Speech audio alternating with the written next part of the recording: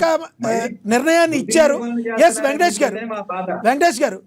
గారు ఏదైనా మనం ఒకటి ముందుకు వెళ్ళాలి అంటే వాదన ఉంటుంది, ప్రతివాదన ఉంటుంది. మళ్ళీ మీ దగ్గరికి వస్తాను నేను. మనతోటి రాజకీయ విశ్లేషకులు వేల్పూరి శ్రీనివాస్ గారు ఉన్నారు, ఆయనతో మాట్లాడదాం. శ్రీనివాస్ గారు నమస్తే అండి. శ్రీనివాస్ గారు, మీరు నిన్నటి చూసే ఉంటారు. ఆల్మోస్ట్ నరేంద్ర మోడీ గారు కానీ, చంద్రబాబు గారు, పవన్ కళ్యాణ్ గారు కానీ రానున్న రోజుల్లో అమరావతి రాజధానిగా అభివృద్ధి బాటలు వేస్తుందని చెప్పారు. దీనిలో ఇప్పుడు వైసీపీ నేతలు మాట్లాడుతున్న మాటల తీరును ఏ రకంగా చూస్తారు మీరు? అమరావతి ఒక మహాశక్తి అని చెప్పేసి నిన్న మన మోడీ గారు కూడా చెప్పడం జరిగింది. ఏది పునర్నిర్మాణ సభలో. అమరావతి దేవతల రాజధాని కాదు, ఇవాళ ఆంధ్రప్రదేశ్ రాజధాని. దాన్ని సంపూర్ణ మద్దతు ఇస్తాము. రాష్ట్రంలో అమరావతిగానే కాదు, పోలవరం కానీ అన్ని ప్రాజెక్టులు కూడా మేము సంపూర్ణ మద్దతు ఇస్తాము.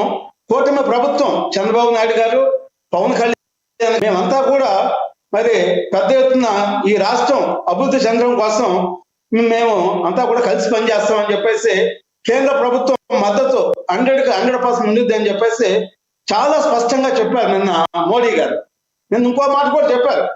రైల్వేస్ గతంలో 900 కోట్లు ఇస్తే మేము 9,000 కోట్లు ఇచ్చాము, దగ్గర 10 రెట్లు ఎక్కువ ఇచ్చామని చెప్పారు. అంటే మాకు ఆంధ్రప్రదేశ్ పట్ల ఒక ప్రత్యేకమైనటువంటి ప్రేమ ఉందని చెప్పేసి ఆయన మాటల ద్వారా మనకు అర్థమైంది. తర్వాత అమరావతి ఒక క్యాపిటల్ అనేది ఒక 100 yearsని 100 సంవత్సరాలు దృష్టిలో పెట్టుకుని కడతారు. మరి అలాంటప్పుడు మరి గతంలోనే జగన్మోహన్ రెడ్డి గారు, చంద్రబాబు నాయుడు గారు అసెంబ్లీ సాక్షిగా 33,000 ఎకరాలు కావాలని చెప్పేసి అందరూ మాట్లాడటం, ఏకగ్రీవంగా తీర్మానం చేయడం జరిగింది. మరి ఈ రోజు అమరావతిని జగన్మోహన్ రెడ్డి గారు ఒక రియల్ ఎస్టేట్ వ్యాపారం అనేది దృష్టిలో పెట్టుకుని విశాఖపట్నం అని చెప్పేసి 3 రాజధానులు అని చెప్పేసి డైవర్ట్ చేయడం మనం చూసాం. అయితే అమరావతిని ఏ రకంగా కూడా డెవలప్ చేయకూడదని చెప్పేసి దాని మీద గత ప్రభుత్వం ఎన్ని రకాలుగా కుట్రలు చేయాలో అన్ని రకాలుగా చేశారు. అయితే నిన్న పునర్నిర్మాణం అనే ఒక మహా పండుగ ఆంధ్రప్రదేశ్ లో నిన్న జరిగింది. మరి నిన్న నిజంగా కూడా మనం ఆ మీటింగ్ ని వాచ్ చేస్తే ఆంధ్రప్రదేశ్ మీద ఎన్ని శక్తులు ఎన్ని రకాలుగా కుట్రలు చేసినా కూడా అమరావతి నిర్మాణమే కాదు, ఆంధ్రప్రదేశ్ అభివృద్ధిని ఎవరూ కూడా ఆపలేరు, ఆ శక్తి చాలదు అని చెప్పేసి చాలా స్పష్టంగా మోడీ గారు కూడా చెప్పడం మనం చూసాం. అయితే ఇక్కడ మనం ముఖ్యంగా చెప్పుకోవాల్సిన విషయం ఏంటంటే అమరావతి రైతుల యొక్క త్యాగం అనేది విషయం ఒక ప్రపంచ చరిత్రలో సువర్ణాక్షరాలతో లిఖించబడింది. అమరావతి రైతుల యొక్క చరిత్ర 1631 రోజులు దీక్షలు చేసి మరి రైతుల మీద కూడా, ముఖ్యంగా మహిళల మీద కూడా జగన్మోహన్ రెడ్డి గారు ఏ విధంగా దాడులు చేశారో, దగ్గర 3,000 మందిని పోలీసులను పెట్టి ఒక కర్ఫ్యూ వాతావరణాన్ని అమరావతి ఏరియాలో, ముఖ్యంగా రాజధాని ప్రాంతంలో ఏ విధంగా విధ్వంసం చేసి భయాందోళన చేసి చివరికి దాన్ని శ్మశానంగా మార్చడానికి అన్ని రకాలైనటువంటి ప్రయత్నాలు చేశారు. మరి వాళ్ళు నిజంగా చెప్పుకోవాలంటే అమరావతి యొక్క రైతుల యొక్క త్యాగం వాళ్ళ జగన్మోహన్ రెడ్డికి 11 సీట్లు వచ్చేటువంటి పరిస్థితి మనం చేశాం మనం.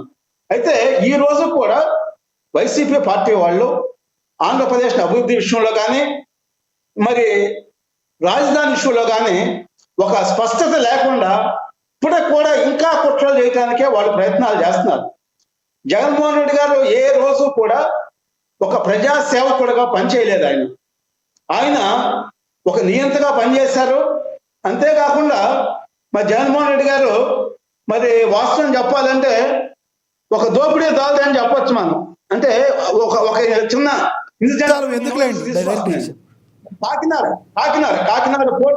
కాకినాడ పోర్టు ఇష్యూలు వచ్చేటప్పుడు కూడా ఆయన ఏ విధంగా వ్యవహరించారు, రాష్ట్ర అభివృద్ధిని ఏ విధంగా అన్ని రకాలుగా అడ్డుకోవడానికి, విధ్వంసం చేయడానికి ప్రయత్నం చేశాడు.